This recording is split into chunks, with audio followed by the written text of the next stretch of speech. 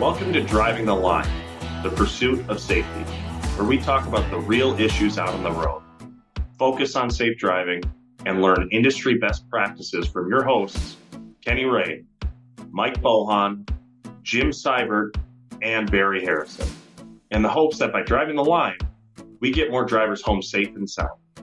This podcast was made possible by Marsh McLennan Agency. Hello, everyone. Welcome back to Driving the Line, the podcast that is always in the pursuit of safety. Along with my co-hosts, Barry Harrison, Mike Bohan, and Kenny Ray, I'm Jim Seibert, and I am glad that you joined us today. Coming up here, December, we're end of year time frame, and I'm the OSHA guy, or so they say. I'm just going to hijack today's show, gentlemen. What do you think our trucking companies should be thinking or acting on this time of year that maybe they're not quite sure, that maybe they don't understand, or they might just not be prepared for it? Jim, I'm telling you, in this industry, in the trucking industry, there's a lot, when it comes to OSHA, there's a lot of things that trucking companies need to be aware of, and they may not be aware of. There's a lot of ins and outs of another regulatory agency that they may not be all that familiar with. But certainly this time of year, there's one thing that they need to be aware of, and I don't see very often, or I see it's a gap maybe. It's something that's missing, are those forms that they're required to fill out, right? That Form 300 and the 300A, that's something that I'm not sure I see a lot of trucking companies doing that, especially towards the end of the year, and filling those forms out and making sure that form is posted correctly during the appropriate time frame. And so I think that's one area that there may be a gap there for some of the folks listening to us. Maybe I shouldn't ask that question because, you had to choose the one thing that's difficult to address in a classroom, let alone over a podcast here where people are just listening. But, what you're talking about, that's the 1904 recording and reporting of occupation injuries and illnesses.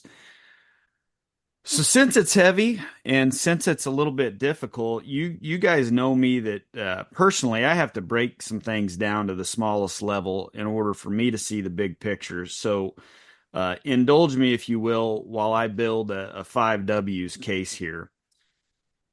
Who has record keeping requirements? And I think, Mike, just like you alluded to, I think that sometimes the trucking industry, some folks there, are unsure that they've got those reporting requirements. So for our listeners, I'm going to do a little bit of laying out here, and you tell me if you fit into any of these categories. There's certain NAICS codes, and those codes, they're established by the North American Industry Classification System. All right.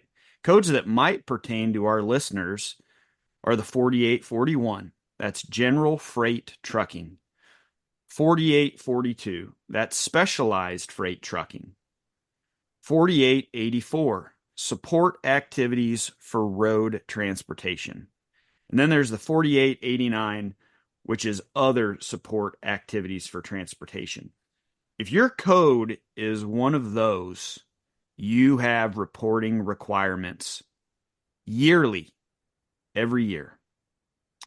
If your business is one of those numbers above, but you're on the smaller side, pay special attention to what I'm about to share here.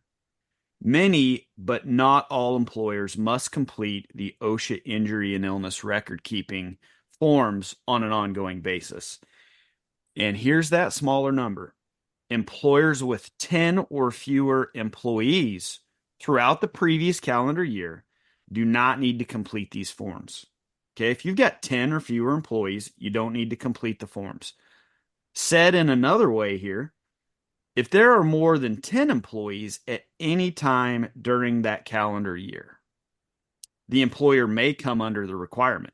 When counting your employees, you need to include full-time employees, any part-time, any temporary, and seasonal workers. So this exemption, it's based on the employment of the entire company rather than just an individual establishment. So, for example, if a company has 2 establishments, one with 5 employees and another with 7 employees, the company must fill out the forms for each establishment because the company employment as a whole is greater than 10. So, however, all employees covered by the OSHA Act must report any work-related incidents that result in a fatality, inpatient hospitalization, amputation, or in loss of an eye. Also, fatalities must be reported to OSHA within 8 hours of its occurrence. Unless, Mike, what's different for truck drivers? Yeah, if it happens within a construction zone, then it's going to fall under those OSHA guidelines where you're reporting that in. If it's outside of those construction or work zones, whatever you want to call them, that reporting requirement wouldn't be there. But they're still going to list, if it's a fatality, they're still going to list that fatality on their logs. It's just a reporting requirement that they wouldn't be subject to when it falls outside of that work zone or construction zone. Excellent point there. So getting to the what here, I think it's important before I go any further that we discuss what these reporting forms are. Then we can expand a little bit more on who have the requirements for each form.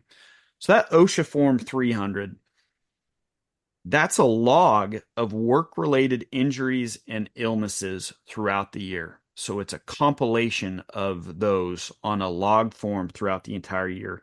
The OSHA Form 301 is an injury and incident report.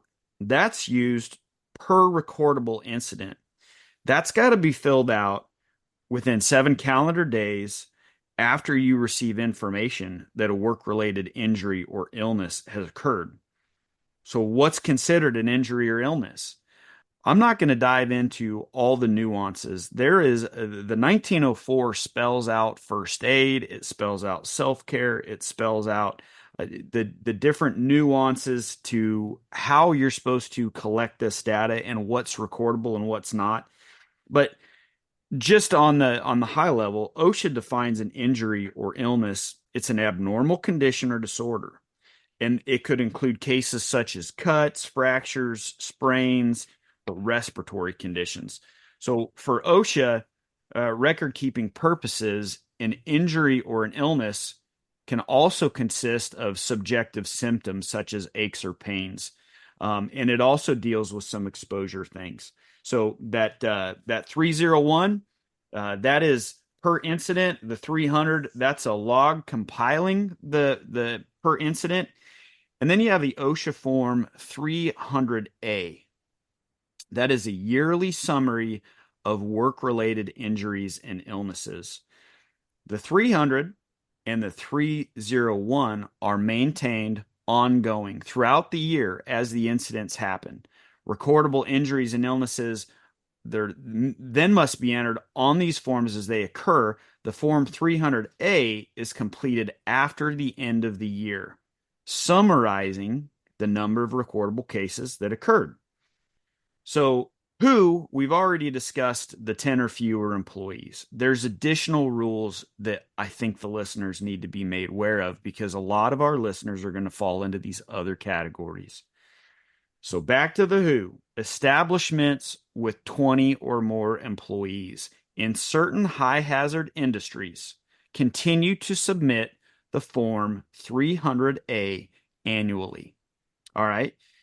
So the information once a year, that's under the Appendix A. Now, staying out of the technical, Appendix A is a list of the NAICS codes, and those 4 NAICS codes that I shared, that's us. That's our listeners. If you fall under that, you're in the Appendix A. So if you have 20 or more employees, you still have to annually submit the 300A form. Establishments with 100 or more employees in the highest hazard industries in Appendix B. Also, those 4 NAICS codes that I shared, they're also in Appendix B. So if you have more than 100 employees in Appendix B, you need to submit the Form 300A annually, the Form 300 log, and the 301 incident report information once a year to OSHA. Okay, so 20 or more employees in the high hazard industry, if you have more than 20 and you fall within those 4 NAICS codes, you are responsible to submit the 300A form annually. If you have more than 100 employees and you fall within those 4, you've got to submit all 3 forms. All right. Establishments with 250 or more, they're not in the designated high hazard industries. They're not required, period, to electronically submit any of those forms to OSHA. So when do we need to submit these forms? The 300A is posted. Now, what does posted mean? Posted means you print out the 300A form, and that gets put in a common traffic area at your facility, at your main establishments, or at every establishment with the numbers for that establishment for the whole company. And it goes from February 1st through April 30th. So the previous year's data gets put and printed out on that 300A form and is placed on a bulletin board in a high traffic area at your facilities from February 1st to April 30th. The 300 and 301 and 300 ACE, they are submitted to OSHA by March 2nd of the following year that's covered. So these users, that's the how. They can get to, they can manually enter it into a web form on OSHA's website. They can upload a CSV file to process single or multiple establishments at the same time. They can use the automated record keeping system that can transmit the data electronically via an application program interface. This is just a lot of information that's there, but I want you to know this OSHA data collection website, it does not supersede any state requirements. Okay, the state may choose, if you have a state OSHA plan, your state may choose to adopt and use the federal program, or they could have their separate. The federal is going to align. You still have to complete this federal, even if your state requires something different. Hopefully your state says, hey, we're just going to use your federal your federal reporting numbers. So some key takeaways here. If you're one of those 4 numbers and you are a trucking company, OSHA reporting pertains to you. It is a requirement. Whether it's if you're 10 or less, you still have to do a 300A form. You still have to post it, but you're not required to submit any of the forms. If you're over that 20, we've already listed it. You've got to do it all. You just don't have to submit that 300 and the 301. Another key takeaway: contact us. Our listeners, hey, we work for you guys. We're glad that you're here. Email us after this, and we can dive into more of. Hey, we can help you narrow down exactly what you are. Many governing agencies have extremely cumbersome websites and processes to submit this data. This ITA website, the injury tracking application that OSHA has, it's very, very fluid. I'm not going to call it seamless, but it is very easy to navigate and input your data. If you're keeping a digital copy of this, it's easy to upload. If you're keeping a paper copy of this and tracking it all year long, it's easier to hand jam it in. So think now, in December, which employee number do I fall in? And subsequently, which forms are required for submittal given that number? And if you haven't been doing it all year long, pull those forms out and start going back through your medical records and making sure that things were reported correctly, things were managed correctly. How are we going to take this lesson today into the next year, even if this is our first time doing it? How are we going to take it into next year and continuing to manage it going forward and submitting these things timely? So I've rambled the whole time here, gents. I've got some information that we're going to put into the link here as far as some OSHA help sheets, some PowerPoints for folks that Maybe they learn better by reading it and seeing these forms, and that they're not that intimidating. I've got OSHA's helpline listed. We're going to put that kind of information in there to really help the folks go and be educated on this. It seems daunting and it seems complicated. It's a straightforward process. Guys, what else is there that you may want to know that I might have moved too fast through, or I didn't expand on enough? Jim, I want to share one thing. This is Kenny for our listeners. And my three coworkers know I'm the old guy on the team, and I am the least technologically competent person any of y'all have ever been around. I promise. I'm speaking to our listeners now. I'm a dummy when it comes to technology, and the whole team's laughing right now because they know that what I'm saying is true. But I actually helped a trucking company last year with the electronic filing, and what Jim just said is true. It wasn't difficult even for me. And Jim, two things I want to add. I want to reiterate that very important points you made. Number one, those NACE codes. Jim and I actually went back and looked prior to this podcast, and for our listening audience, listen. Unless you are just purely a brokerage, I'm talking about where all you have is an office location. You're not operating any assets at all. A brokerage is the only part of the trucking industry that's actually exempt from these regs. Everything, if you're a trucking company, I promise you, you fit under one of these codes. So everything Jim just talked about applies to you. Unless you are purely a brokerage with no asset operation at all, every bit of this OSHA stuff applies to you. And one last thing.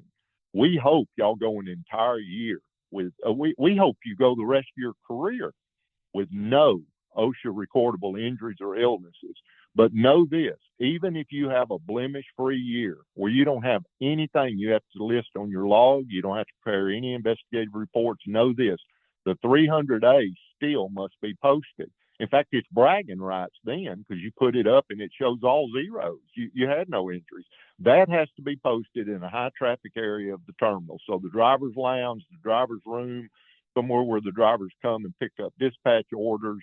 If you've got mechanics, posted in the mechanic break room. That has to be posted even if you had no injuries or illnesses. And, you started off this podcast asking Mike, what is the number one thing we see on the trucking side of non-compliance with OSHA? And it is this entire discussion about injury and illness reporting. But specifically for me, and I'm just speaking for me now, but I think Mike would echo this, the number one way that manifests itself is we do not hardly ever see that 300A posted for trucking companies, and they need to understand. I'm trying to put all this together because you did such a good job at describing those NACE codes and then what the requirements were, but they need to understand if you're a trucking company, you need to be posting that OSHA information. You are under the regs. Yeah, thanks, Kenny. Your 3-minute spiel there was my key main points of all of this. You fall under the requirements 100%. Gentlemen, it was great to spend some time with you this morning. To our listeners, thanks for joining us once again. We're so happy that you guys share with others out there that, hey, there's a podcast with 4 country bumpkins that talk real applicable stuff, and they're kind of funny to listen to and talk about their technology woes.